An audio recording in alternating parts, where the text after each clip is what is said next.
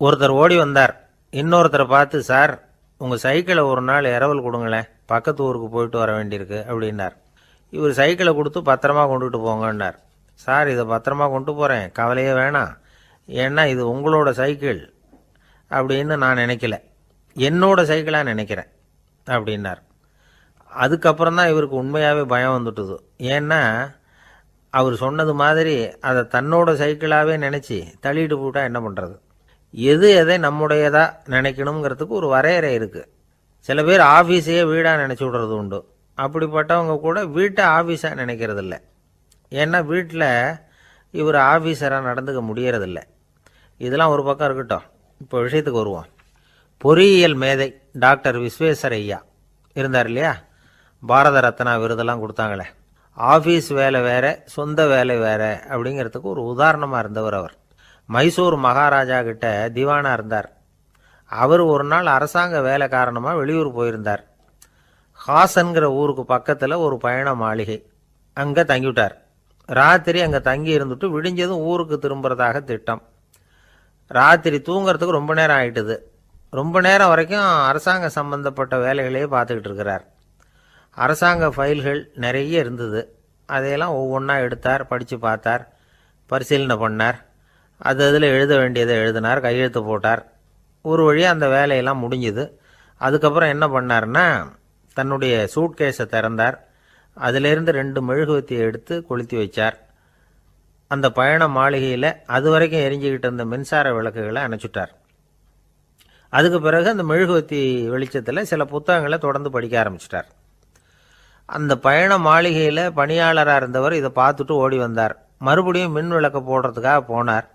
விஸ்வேஸ்வரய்யா அதை பார்த்துட்டு போட வேணாம்ட்டாராம். இது வரைக்கும் நான் அரசாங்க அலுவல்களை கவனிச்சுக்கிட்டு இருந்தேன், அதனால் மின் விளக்குகள் அப்போ எரிஞ்சதில் தப்பு இல்லை.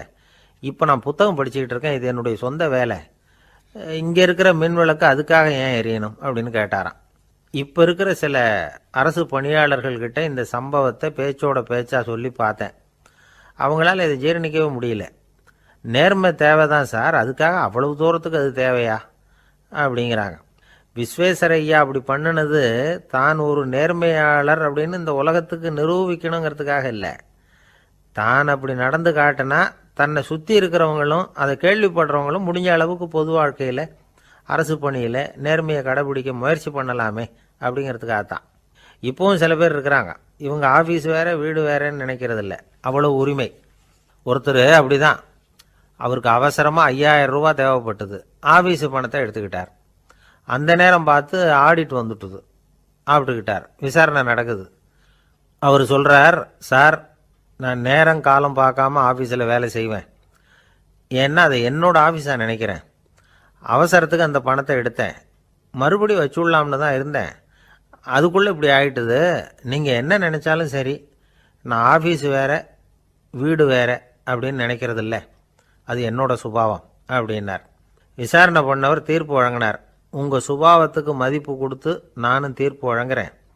நீங்கள் கொஞ்ச நாள் ஜெயிலில் இருந்துட்டு வாங்க, அது உங்களுக்கு கஷ்டமாக இருக்காதுன்னு நினைக்கிறேன். ஏன்னா அங்கே போனாலும் நீங்கள் உங்கள் சுபாவப்படி வீடு வேற ஜெயில் வேறன்னு நினைக்க மாட்டீங்க அப்படின்னாராம். ஒரு நண்பர் யாருக்கோ ஃபோன் பண்ணிகிட்டு இருந்தார். அவர் பேசி முடித்ததும் நான் அவரை பார்த்து, இப்போ ஃபோன் பண்ணிங்களே, அந்த ஃபோன் நம்பர் என்ன அப்படின்னு கேட்டேன். அவர் தலையை சொரிஞ்சுக்கிட்டார், ஞாபகம் வரலன்னார். சரி சார் அதை விடுங்க, உங்கள் மனைவி பேர் என்ன அப்படின்னு கேட்டேன். மாலதின்னார்.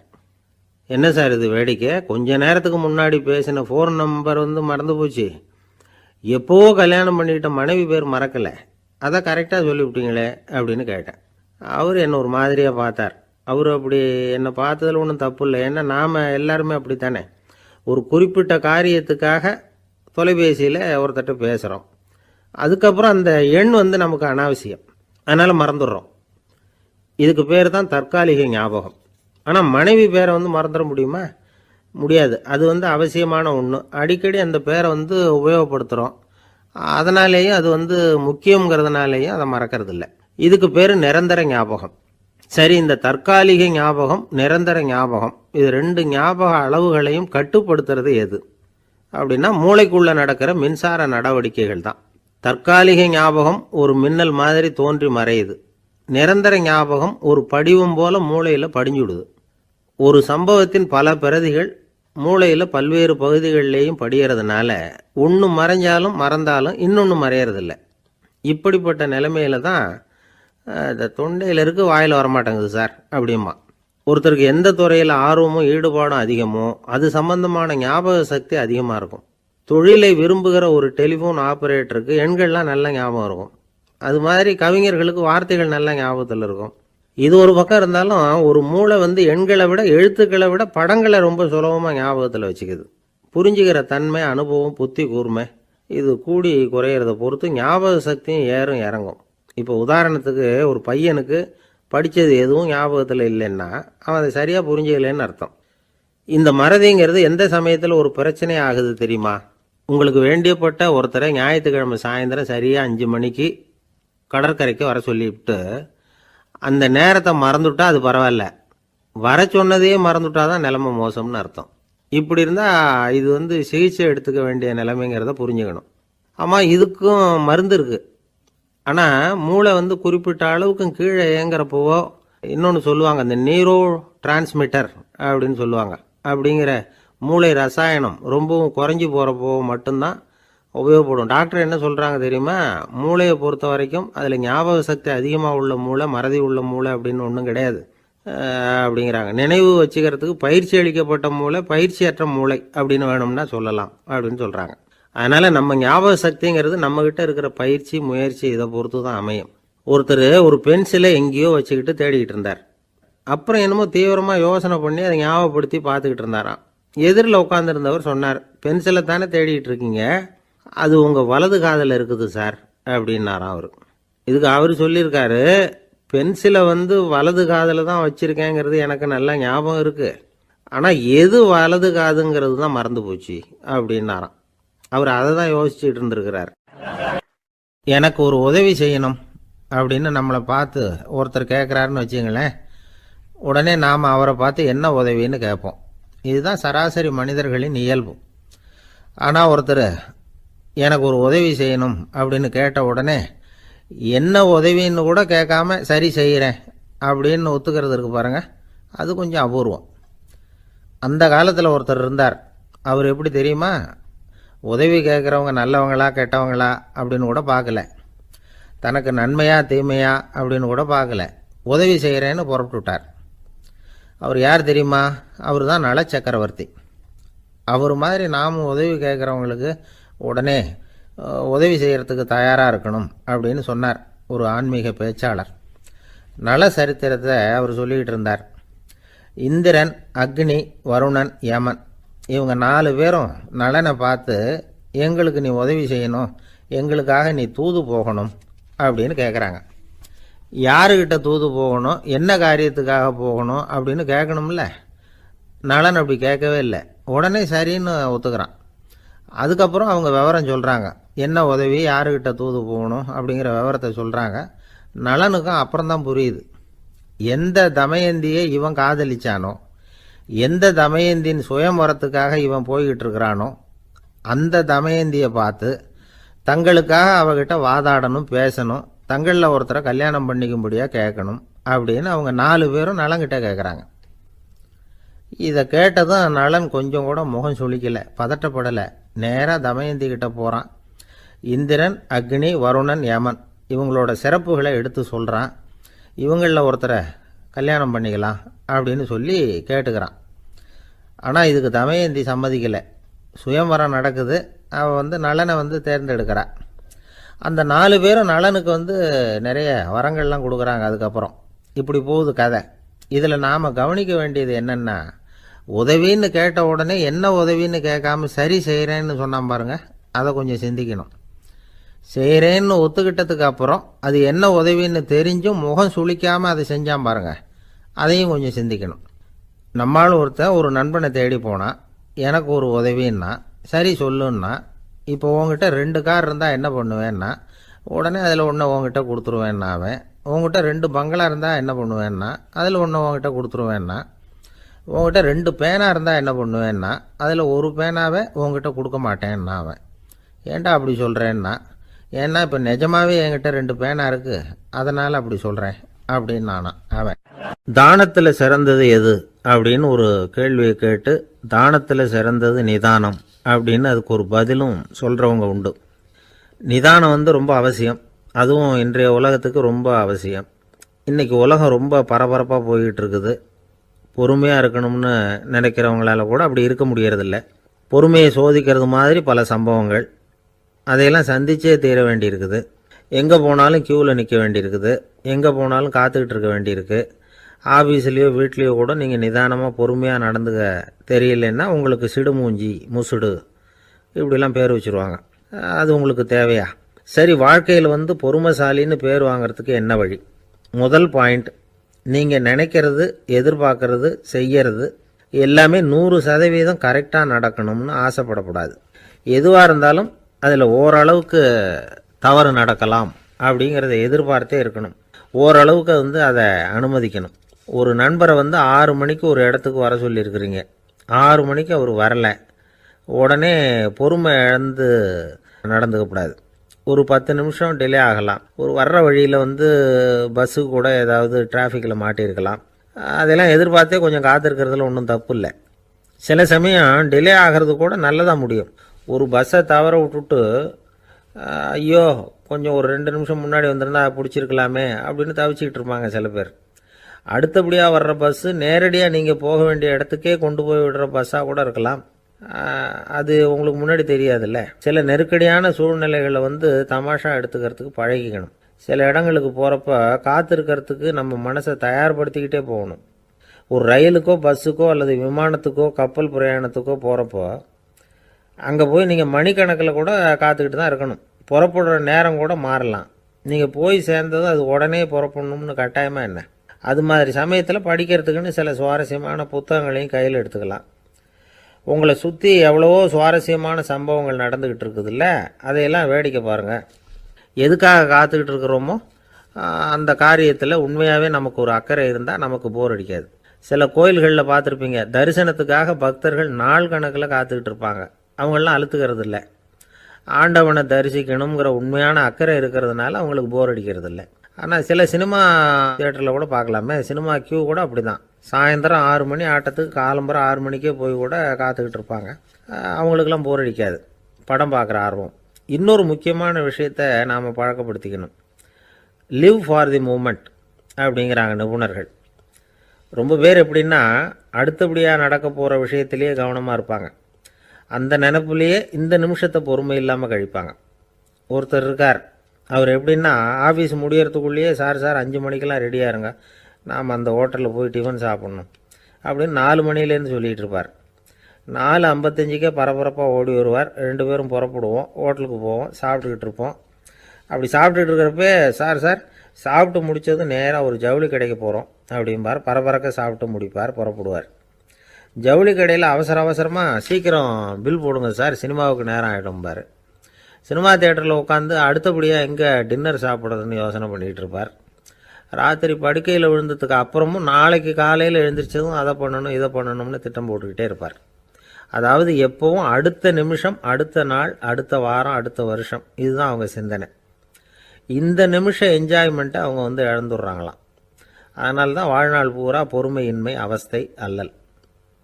அதனால் நாம் எல்லாரும் வாழ்க்கையில் நிதானமாக இருக்கிறதுக்கு கற்றுக்கணுமா. அதுக்காக இந்த நிதானத்துக்கு வேறு விதமான அர்த்தம் பண்ணிக்கக்கூடாது. ஒருத்தர் அப்படித்தான் ஒரு தடவை அவருடைய குதிரை காணாமல் போயிட்டு தான். அதுக்காக அவர் கவலைப்படலை, நிம்மதியாக இருந்தார், சந்தோஷமாக இருந்தார். என்ன சார் இது, உங்கள் குதிரை திருட்டு போயிட்டுதுங்கிறீங்க, நீங்கள் கவலைப்படாமல் இருக்கிறீங்களே அப்படின்னு கேட்டாங்களாம். அதுக்கு அவர் சொல்லியிருக்கார், நல்ல வேலை சார், கட்டியிருந்த குதிரை காணாமல் போயிருக்குது. நான் அது மேலே உட்காந்துருக்கிற சமயம் அது காணாமல் போயிருந்ததுன்னா, திருட்டு போயிருந்ததுன்னா நானும் சேர்ந்தில் காணாமல் போயிருப்பேன் அப்படின்னாராம். எவ்வளவு நிதானமான ஆள் பாருங்க.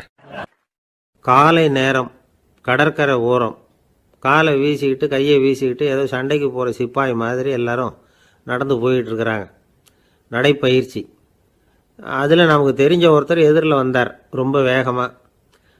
என்ன சார் வாக்கிங்க அப்படின்னு கேட்டோம். அவரால் ஆமாம்னு பதில் சொல்ல முடியல, அவ்வளவு கஷ்டம். மூச்சு விடுறதுக்கே வாயை திறந்து மூடிட்டு இருக்கிறார். எங்கே பேசுறது? கொஞ்சம் நின்று நிதானித்து மூச்சு விட்டுட்டு அதுக்கப்புறம் சொன்னார் ஆமாம் அப்படின்னு. என்ன சார் இவ்வளவு வேகம்னோம். உங்கள் பேச்சை கேட்டுவிட்டு தான் சார் நடக்க ஆரம்பித்தோம். நீங்கள் தான் அடிக்கடி சொல்லிகிட்டு இருந்தீங்க நடக்கிறது நல்லதுன்னு. அன்னையிலேருந்து ஆரம்பிச்சுட்டேன். ஆனால் ரொம்ப கஷ்டமாக இருக்குது சார்.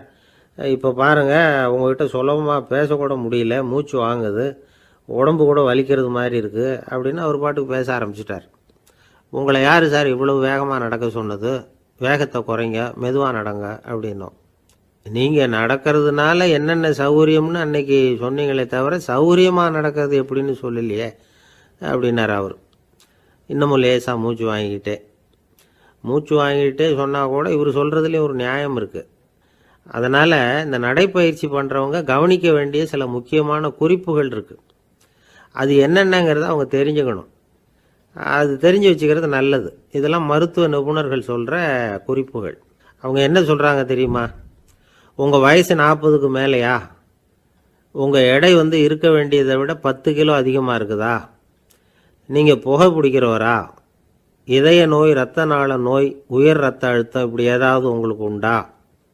அப்படின்னா நீங்கள் உங்கள் இஷ்டத்துக்கு வரிஞ்சு கட்டிக்கிட்டு நடைப்பயிற்சி பண்ண ஆரம்பிச்சிடாதீங்க. முதல்ல ஒரு மருத்துவ பரிசோதனை பண்ணிக்கோங்க, அதுதான் நல்லது அப்படின்னு அவங்க சொல்கிறாங்க. நடக்கிறப்போ, உடற்பயிற்சி செய்கிறப்போ மார்பு பகுதியில் அல்லது வேறு எங்கேயாவது தொடர்ந்து வலி இருந்ததுன்னா பயிற்சியை நிறுத்தி விட்டு டாக்டரை போய் பார்க்கணும். நடைப்பயிற்சி பண்ணுறப்போ உங்கள் சக்திக்கு தகுந்த மாதிரி மெதுவாக அதிக கஷ்டம் இல்லாமல் முன்னேறலாம். அங்கே என்ன போட்டியாக வைக்கிறாங்க? முந்திக்கிட்டு போய் என்ன பண்ண போகிறோம்? பரிசாக வாங்க போகிறோம்.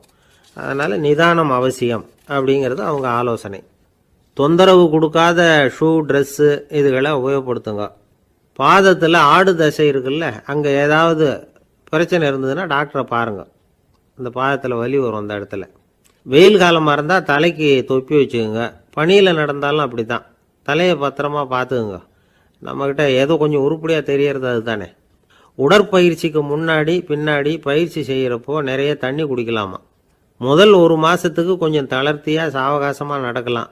மணிக்கு 3 அல்லது 4 கிலோமீட்டர் வேகம்னு வச்சுங்களேன். அதுக்கப்புறம் வேகத்தை அதிகப்படுத்தலாம். மணிக்கு 6 அல்லது 8 கிலோமீட்டர் அளவுக்கு நடக்கலாம். நல்லா கையை வீசிக்கிட்டு நடக்கணும். மூச்சு விடுற எண்ணிக்கை அதிகரிக்கணும். இது மாதிரி ஒரு 30 நிமிஷம் நடக்கலாம். தனியாக நடந்து போகிறதுக்கு உங்களுக்கு என்னமோ மாதிரி இருக்குதா? கூட யாரையாவது சேர்த்துக்குங்க. ஒரு குரூப்பாக சேர்ந்து போகலாம். நடக்கிறதுங்கிறத ஒரு சந்தோஷமான சமாச்சாரமாக ஆக்கிக்கணும். தினம் இப்படி நடக்க வேண்டி இருக்குதே அப்படின்னு புலம்பிக்கிட்டே போகக்கூடாது. சில பேர் நடக்கிறப்போ கடந்த காலத்தை அசை போட்டுக்கிட்டே போவாங்க. சில பேர் வருங்காலத்தை அசை போட்டுக்கிட்டே போவாங்க. சில பேர் முக்கியமான திட்டம்லாம் இப்படி நடக்கிறப்ப தான் தீர்மானம் பண்ணுவாங்க. நடக்கிறதுனால மன இறுக்கம் குறையுது, பரபரப்பு குறையுது, மன ஆற்றல் பெருகுது, தன்னம்பிக்கை வளருது, முதுமை தள்ளி போகுது, செயல்திறன் அதிகரிக்குது. இதை தவிர உடம்புக்கும் பல விதமான சௌகரியங்கள் ஏற்படுது. அதனால் இது வரைக்கும் நடக்க ஆரம்பிக்காதவங்க இனிமே இந்த குறிப்புகளை கவனத்தில் வச்சுக்கிட்டு நடக்க ஆரம்பிச்சுடலாம். சார்லஸ் லேம்ப் அப்படின்னு ஆங்கில இலக்கிய மேதை ஒருத்தர், அவர் ஒரு தரம் உடம்பு சரியில்லைன்னு டாக்டர்கிட்ட போனாராம். டாக்டர் அவரை பார்த்துட்டு, நீங்கள் தினமும் காலையில் வெறும் வயத்தில் நடக்கணும் அப்படின்னாராம். வெறும் வயத்தில் நடக்கிறதுக்கு நான் தயார், ஆனால் வயிறு கிடைக்கணுமே சார். யார் வயத்து மேலே நடக்கிறது டாக்டர் அப்படின்னு கேட்டாராம் இவர். கப்பல் கடலில் போய்கிட்டு இருக்கு. புயல், சூறாவளி, அலையெல்லாம் பெருசு பெருசாக ரொம்ப உயரமாக உண்டாகுது. கடுமையான காற்றிலேயும் வேகமான அலைகள்லேயும் சிக்கி அந்த கப்பல் தடுமாறுது. திசை மாறி போச்சு. எந்த பக்கம் போயிட்டு இருக்கிறோம்னே தெரியல. அந்த கப்பலை செலுத்திக்கிட்டு இருந்த மாலுமி ரொம்ப சாமர்த்தியமாக செயல்பட்டார். தன்னுடைய அறிவாற்றலையும் திறமையையும் முழுமையாக பயன்படுத்தினார். அந்த கப்பலை கட்டுப்படுத்தினார். மெதுவாக அந்த சூறாவளியிலிருந்து கப்பலை காப்பாற்றி கரைக்கு கொண்டுட்டு சேர்த்துட்டார். மாலுமின்னு ஒருத்தர் இருந்ததுனால அந்த மரக்கலம் காப்பாற்றப்பட்டது.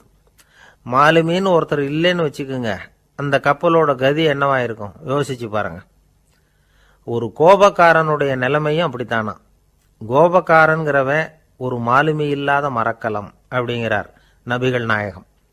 கொந்தளிக்கிற கடல்ல கொடுமையான அலைகளின் உச்சியில அல்லல் படுகிற மரக்கலத்தை விட மோசமானது கோபக்காரனின் நிலைமை அப்படிங்கிறது அவருடைய கருத்து. அது மாதிரி இதுன்னு சொல்லல, அதை விட மோசம் இது அப்படிங்கிறார். ஏன் தெரியுமா? ஒரு கப்பல் கடல்ல தடுமாறினா அதை சரிப்படுத்த மாலுமி இருக்கிறார். அவர் தன்னுடைய சாமர்த்தியத்தினால அதை கட்டுப்படுத்தி சரியான வழிக்கு கொண்டுட்டு வந்துருவார். ஆனா கோபக்காரனுடைய நிலைமை அப்படி இல்லை அப்படிங்கிறார் நபிகள் நாயகம். மனித மனம் ஒரு மரக்கலம், அறிவு அதில் இருக்கிற மாலுமி. மாலுமி மரக்கலத்தை செலுத்துறான், அவனுக்கு கட்டுப்பட்டு அது ஓடுது. ஆனா கோபக்காரன்கிற மனுஷங்கிட்ட அறிவுங்கிற மாலுமி சரியா வேலை செய்ய மாட்டான். ஏன்னா கோபம் அந்த மாலுமியின் கண்களை அவிச்சிரும், காதுகளை கேட்காம பண்ணிவிடும். கண்ணையும் காதையும் மூடிவிட்டு கப்பலை ஓட்டுனா எப்படி ஓட்டுறது? அதனால கோபக்காரன் மாலுமி இல்லாத மரக்கலம். இடி மின்னல்ல மாட்டிக்கிட்டு கஷ்டப்படுற கப்பல் மாதிரி கஷ்டப்படுறான். பெரியவங்கள்லாம் என்ன சொல்றாங்க?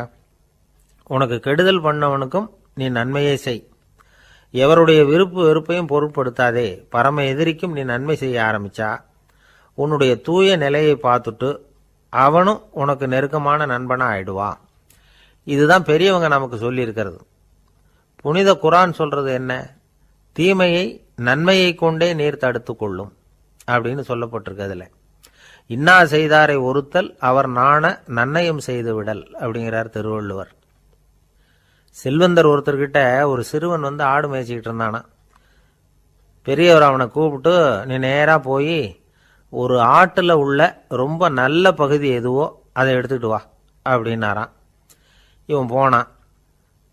ஒரு ஆட்டு உடம்புல இருந்த நாக்கு, இருதயம், இது ரெண்டையும் எடுத்துக்கிட்டு கொடுத்தானா. பெரியவர் வாங்கி பார்த்தார். அதுக்கப்புறம் இப்ப நீ போய் இன்னொரு ஆட்டுல இருக்கிற ரொம்ப கெட்ட பகுதி எதுவோ அதை எடுத்துட்டு வா அப்படின்னாராம்.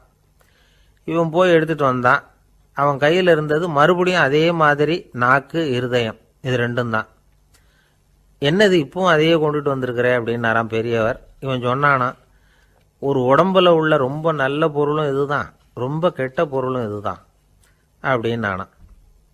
இளம் வயசுல இப்படி பதில் சொன்னவர் தான் பேரறிஞர் லுக்மானுல் ஹக்கீம் அவர்கள். கோபப்படாம இருந்தா இது ரெண்டும் நல்லா வேலை செய்யும், கோபப்பட்டா இது ரெண்டும் மோசமா வேலை செய்யும். அதை புரிஞ்சுக்கிறதுக்காகத்தான் இன்னைக்கு இந்த தகவல். கோபம் வந்துட்டா நாம என்ன செய்யறோங்கிறது நமக்கே தெரியாது. ஒருத்தர் டாக்டர் கிட்ட போனார் அவசரமா. டாக்டர், எனக்கு இப்ப கடுமையான கோப வெறி, எனக்கு கண்ணு மண்ணு ஒன்றும் புரியல, உடனடியாக அதை கட்டுப்படுத்தணும், உடனே இதுக்கு ஏதாவது ஒரு மாத்திரை கொடுங்க ப்ளீஸ் அப்படின்னார். அந்த டாக்டரும் உடனே ஒரு மாத்திரையை கொடுத்து, இதை உடனே போடுங்க, நான் தண்ணி கொண்டுட்டு வரேன்னு உள்ள போனார். தண்ணியோடு திரும்பி வந்தார். இவர் சொன்னார், டாக்டர், நீங்க கொடுத்த மாத்திரை ரொம்ப பெருசா இருந்தது, இருந்தாலும் கஷ்டப்பட்டு முழுங்கிட்டேன்னார். டாக்டர் சந்தேகத்தோட மேசையை பார்க்கிறார். பார்த்தா மாத்திரை அங்கேயே இருக்குது, பேப்பர் வெயிட்ட காணல. ரொம்ப பேருக்கு கூட்டத்தில் பேசுறதுன்னா பயம், நமக்கு ஒன்றும் தெரியாதுன்னு மற்றவங்க நினைச்சிடக்கூடாதுங்கிற எண்ணம் தான் இதுக்கு காரணம். ரொம்ப முக்கியமான ஒரு கூட்டம்னா பயம் அதிகமாக இருக்கும். முக்கியமானவங்கள்லாம் வருவாங்களே, அவங்கெல்லாம் நம்மளை பற்றி மட்டமாக நினச்சிருவாங்களே அப்படிங்கிற பயம் வந்துடும். ஆனால் மேடை பேச்சுங்கிறது அவ்வளவு கடினமான ஒரு காரியம் இல்லைங்கிறாங்க அது சம்பந்தமான நிபுணர்கள். யாரும் பேச்சாளர் ஆகலாம், இது ஒன்றும் பெரிய கிஃப்ட் கிடையாது அப்படின்னு அவங்க சொல்கிறாங்க. நீங்கள் ஒரு சிறந்த பேச்சாளர் ஆகணுமா அப்படின்னா அதுக்குன்னு சில ஆலோசனைகளை சொல்லி வச்சிருக்கிறாங்க அனுபவசாலிகள். முதல் ஆலோசனை என்னன்னா, உங்கள் பேச்சு எளிமையாக இருக்கணும். ஏதாவது ஒரு கருத்து அல்லது 2 கருத்து சொன்னால் போதும், 20 அல்லது 30 கருத்துக்களை சொல்லிகிட்டே போகக்கூடாது. 2வது ஆலோசனை, நீங்கள் என்ன பேச போறீங்கிறது முதல்ல உங்களுக்கு நல்லா புரியணும், அதுக்கப்புறம் தான் அதை அடுத்தவங்களுக்கு புரிய வைக்க முடியும். எப்படி ஆரம்பிக்க போகிறோம், எந்த கருத்தை முக்கியமாக வலியுறுத்த போகிறோம், எப்படி முடிக்க போகிறோம் அப்படிங்கிறத முதல்ல நல்லா சிந்திச்சு மனசில் வச்சுக்கணும். கடைசியாக என்ன சொல்கிறீங்களோ அதுதான் கேட்குறவங்க மனசில் நிற்கும். 3வது ஆலோசனை என்னென்னா, உங்கள் பேச்சு சுருக்கமாக இருக்கணும்.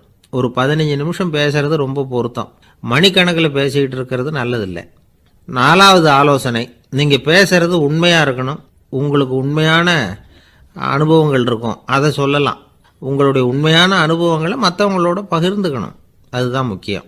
5வது ஆலோசனை, ஆரம்பத்தில் கொஞ்ச நேரம் உங்களை பற்றியும் எதிரில் உள்ளவங்களை பற்றியும் சம்பந்தப்படுத்தி ஏதாவது பேசி ஒரு நெருக்கத்தை ஏற்படுத்திக்கணும். ஒவ்வொருத்தரும் இப்போ இவர் பேச போகிறது நம்ம சம்மந்தப்பட்டது அப்படின்னு நினைக்க ஆரம்பிச்சிருவாங்கல்ல, அதுக்கப்புறம் அவங்க கேட்க தயாராகிட்டாங்கன்னு அர்த்தம். எதிரில் உட்காந்துருக்கிற கூட்டத்திலிருந்து 3 பேரை தேர்ந்தெடுங்க. அதாவது வலது பக்கம் ஒருத்தர், நடுவில் ஒருத்தர், இடது பக்கம் ஒருத்தர். அதாவது உங்களை ரொம்ப கனிவாகவும் ஆர்வமாகவும் பார்க்குறவராக பார்த்து தேர்ந்தெடுத்துங்க மனசுக்குள்ள. நீங்கள் பேசும்பொழுது என்ன பண்ணணும்னா இவங்களை நேருக்கு நேராக மாறி மாறி பார்த்துக்கிட்டே பேசுனீங்கன்னா நீங்கள் ஏதோ ஒட்டுமொத்த கூட்டத்தையும் பார்த்து பேசுகிறதாக ஒரு உணர்வு அது ஏற்படுத்திவிடும். 6வது ஆலோசனை என்னென்னா, சொற்பொழிவுன்னா நீங்கள் பேசணும், படிக்கக்கூடாது. எழுதி படிக்கிறது நல்லா இருக்காது. குறிப்புகள் வேணும்னா வச்சுக்கலாம். படிக்கிறது பேப்பர்லேருந்து வர்றது மாதிரி இருக்கும், பேசுறது இதயத்திலேருந்து வர்றது மாதிரி இருக்கும். அப்புறம் 7வது ஆலோசனை சொல்கிறாங்க.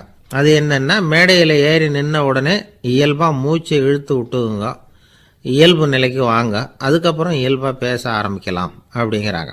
இவ்வளவும் பேச்சு கலையில் வல்லுநர்களாக இருக்கிறவங்க சொல்லுகிற ஆலோசனைகள். இதையெல்லாம் கடைபிடிச்சா நமக்கும் அதுக்கும் வெகு தூரம்னு நினச்சிக்கிட்டு இருந்த ஒன்று இப்போ கிட்டத்தில் நெருங்கி வந்துடும். நாம் சொல்கிறபடியெல்லாம் அது கேட்கும். ஒரு பேச்சாளர், அவருக்கு சுருக்கமாகவே பேச தெரியாது. மேடையில் ஏற்றி விட்டுவிட்டா போதும், ஆரம்பிச்சிருவார், நிறுத்த மாட்டார், பேசிக்கிட்டே இருப்பார். ஒரு தடவை அவர் ஒரு கூட்டத்தில் ரொம்ப நேரம் பேசிக்கிட்டே இருக்கிறார். எதிரில் பொறுமை இழந்த ஒருத்தர் தன்னுடைய கை கடிகாரத்தை காட்டினார். அதை கவனித்த பேச்சாளர், மன்னிக்கணும், கை கடிகாரம் நான் கொண்டுகிட்டு வர மறந்துட்டேன், அதுதான் நேரம் போனதே தெரியல அப்படின்னு சொல்லியிருக்கிறார். இதுக்கு அவர் சொன்னாராம் கோபமாக, ஏய்யா கடிகாரத்தை தான் பார்க்க முடியல, மறந்துட்டேன், பக்கத்தில் மாட்டிருக்கிற கேலண்டரையாவது பார்க்கக்கூடாதா அப்படின்னாராம். திபேத் நாட்டில் புத்த மடாலயங்கள் நிறைய உண்டு. அதுக்கு ஒரு தலைமையகமும் உண்டு. அது இந்த திபேத் தலைநகரம் லாசாவில் இருக்குது. ரொம்ப காலத்துக்கு அப்பால் அதை பற்றியெல்லாம் நிறைய விவரங்கள் எழுதி வச்சிருக்கிறாங்க. அது இப்போவும் நமக்கு கிடைக்குது. அதாவது ரொம்ப தூரத்துக்கு அந்தாண்ட மலைகளுக்கு நடுவில் ஒரு கிளை மடாலயம். அந்த மடத்தின் தலைவருக்கு வயசாயிட்டு தான், அதனால் தலைமை பொறுப்பை வேற ஒருத்தர்கிட்ட ஒப்படைக்கலாம் அப்படின்னு முடிவு பண்ணாராம். உடனே ஒரு லாமாவை கூப்பிட்டார். அவர் மூலமாக தலைமை மடாலயத்துக்கு செய்தி அனுப்புனார், பொருத்தமான வாரிசு ஒருத்தரை அனுப்பி வைக்கும்படியாக. அந்த வாலிப லாமா புறப்பட்டார். காடு மேடெல்லாம் நடந்து போகிறார். ரொம்ப நாள் கழித்து தலைமை பீடத்தை அடைஞ்சார். தலைமை குருக்கிட்ட விவரத்தை சொன்னார். தகுதியான ஒருத்தரை அனுப்பி வச்சா அழைச்சிட்டு போகிறேன் அப்படின்னார். சரி, நாளைக்கு காலையில் நீங்கள் அவங்க எல்லாரையும் அழைச்சிட்டு போகலாம்னார் அவர். அவங்க எல்லாரையுமா? அங்கே தேவைப்படுறது ஒருத்தர் தானே அப்படின்னார் இவர். ஆமான்னார். அப்புறம் ஏன் எல்லாரையும் அழைச்சிட்டு போக சொல்கிறீங்கன்னார். அது இப்போ உனக்கு புரியாது. நான் ஒரு 100 பிக்குகளை அனுப்புகிறேன், அதாவது பிட்சுகளை. அவ்வளவு பேரையும் அங்கே வச்சு சமாளிக்க முடியாது அப்படின்னாரு இவர். இருந்தாலும் இப்போ அந்த தலைமை குரு என்ன சொன்னார்னா, அதை பற்றி கவலைப்படாத, நான் 100 பேரை அனுப்புகிறேன், அதில் 99 பேர் வழியிலேயே காணாமல் போடுவாங்க, ஒருத்தன் மட்டும்தான் வருவான், அவனும் அங்கே சேர்ந்துட்டானா நீ ரொம்ப கொடுத்து வச்சவன் அப்படின்னார். இவருக்கு ஒன்றும் புரியல. இருந்தாலும் மறுநாள் அந்த வாலிபலாமா 100 பேரை அழைச்சிக்கிட்டு புறப்பட்டார். போகிற வழியிலேயே பல பேர் அங்கங்கே பிச்சுக்கிட்டு போயிட்டாங்க. அவர் சொன்னது மாதிரியே வழியில் அவங்க ஊர்கள் இருந்தது தான் காரணம். அப்பா அம்மாவை பார்த்துட்டு வரேன் அப்படின்னு கொஞ்சம் பேர் போனாங்க. சொந்த பந்தத்தை பார்த்துட்டு வரேன் அப்படின்னு கொஞ்சம் பேர். ஒரு வாரம் ஆச்சு. இப்போ மிஞ்சினது 10 பேர் தான். வழியில் ஒரு நகரம். அங்கே சில பிட்சுக்கள் சந்தித்தாங்க. எங்கள் மடத்து தலைவர் இறந்துட்டார், உங்களில் யாராவது ஒருத்தர் எங்களுக்கு தலைவராக முடியுமா அப்படின்னு கேட்டாங்க. 10 பேரும் தயார். அதில் ஒருத்தரை அழைச்சிக்கிட்டு அவங்க போயிட்டாங்க. இன்னொரு ஊரில் சில பேர் வந்தாங்க, வழி மறிச்சாங்க. நில்லுங்க, எங்கள் மன்னர் மகளுக்கு திருமணம், அதை நடத்தி வைக்க 3 லாமாக்கள் தேவை அப்படின்னாங்க. இப்படி கொஞ்சம் கொஞ்சமாக எல்லாரும் காலி. கடைசியில் 2 பேரும் மிஞ்சினாங்க. அங்கே ஒரு இளம்பெண் எதிரில் வந்தா. எங்கள் அப்பா வேட்டைக்கு போயிருக்கிறாரு, இன்னும் திரும்பி வரல, வீட்டில் வேறு யாரும் இல்லை, தனியாக இருக்க பயமாக இருக்குது, யாராவது ஒருத்தர் எனக்கு துணையாக இருக்கணும் அப்படின்னு கேட்டுக்கிட்டா. எங்கள் 2 பேரில் நீயே ஒருத்தரை தேர்ந்தெடுத்துக்கோ, இல்லைன்னா எங்களுக்குள்ளே சண்டை வந்துடும் அப்படின்னாங்க. இப்போ மிஞ்சினவர் ஒருத்தர். அவருக்கும் ஒரு சோதனை வந்தது. ஒரு தர்க்கவாதி எதிரில் வந்தான். உன்னோட வாதம் பண்ணணும்னா. இவனோட வாதம் பண்ணுறேன், அது முடிய ரொம்ப காலம் ஆகலாம், தர்க்கத்தில் நான் ஜெயிச்சா அங்கே வரேன், இல்லைன்னா இவருடைய சீடனை ஆயிடுவேன் அப்படின்னார் அவர். கடைசியாக அழைக்க வந்த வாலிபலாமா மட்டும் வெறுங்கையோடு திரும்பி போனார். அங்கே இருந்த வயசான மடாதிபதி கேட்டார், எத்தனை பேர் அங்கேருந்து புறப்பட்டீங்கன்னார். என்னையும் சேர்த்து 101ன்னார் அவர். நல்லது, நீயாவது திரும்பி வந்தியே, அதுதான் எனக்கு போதும், ஏன்னா நீ தான் எனக்கு உண்மையான வாரிசு. அந்த 100 பேரில் யாரும் வரமாட்டாங்க, அப்படின்னார் அவர். ஏன்னா அவருக்கு தெரியும் இவர் ஒருத்தர் தான் திரும்பி வருவாருங்கிறது. திபேத்தில் ஒரு பழங்கால பழமொழி உண்டாம், 100 பேர் செல்லலாம், எப்பொழுதாவது ஒருவன் அபூர்வமாக அடைய வேண்டிய இடத்தை அடைவான். இதுதான் அந்த பழமொழி. ஒரு உன்னதமான இலக்கை அடையணும்னா அது அவ்வளவு சுலபமான காரியம் இல்லை. இந்த காலத்து மடாலயம் ஒன்று, அதில் ஒரு தலைவர், அவருக்கு வயசாகிட்டுது, தனக்கு ஒரு வாரிசை நியமிக்கணும் அப்படின்னு ஆசைப்பட்டார். ரொம்ப கஷ்டப்பட்டு ஒருத்தரை பிடிச்சார், தனக்கு வாரிசாக நியமிச்சுட்டு அவர் சமாதி ஆகிட்டார். புதுசாக பொறுப்பேற்றுக்கிட்டவர் அப்படியே உட்காந்துருந்தார். அவரை தேடிட்டு பத்திரிகை நிருபர்கள்லாம் வந்தாங்க, கேட்டாங்க. அவர் உங்கள் பொறுப்பில் அவர் பெரியவர் விட்டுட்டு போன இது எவ்வளவு சுமாராக தேரும், எவ்வளவு விட்டுட்டு போனார் அப்படின்னு கேட்டிருக்கிறாங்க. அது என்ன ஒரு 50 லட்சம் இருக்கும் அப்படின்னாராம். அவ்வளவும் பணமா அப்படின்னு கேட்டிருக்காங்க. இல்லை